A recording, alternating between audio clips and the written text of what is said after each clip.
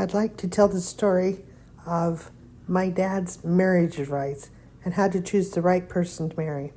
It was the summer of 1972. I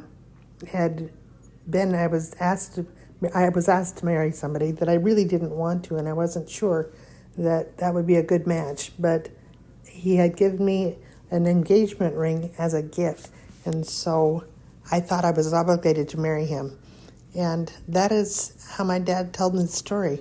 When we were out in the garden picking raspberries, I said, "Dad, I know that I really don't want to marry this guy, and yet he gave me the engagement ring as a gift, and I didn't know how to turn it down. And so, tell me what you think. He's a good person, I'm sure, but it doesn't seem like the right one for me. What do you think about it?"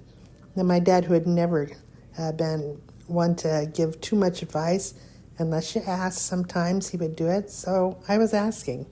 And he said, he looked up at the mountains and he said, this is what I would say, is that I think you will find somebody in the future who could make you a lot happier than this person will. If I were you, I would probably give the engagement ring back to him.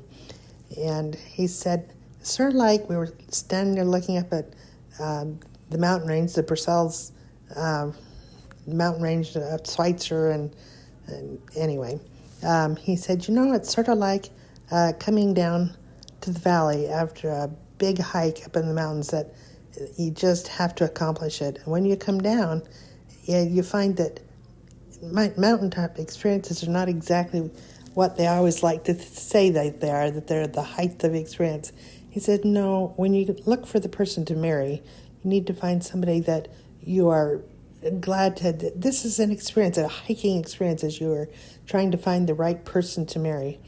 As you come down off the mountain after a big hike, you come down into the valley, and you will find valleys are not the low spots in your life. They are the good spots in your life where they're welcoming and comforting, and they let you feel safe and secure.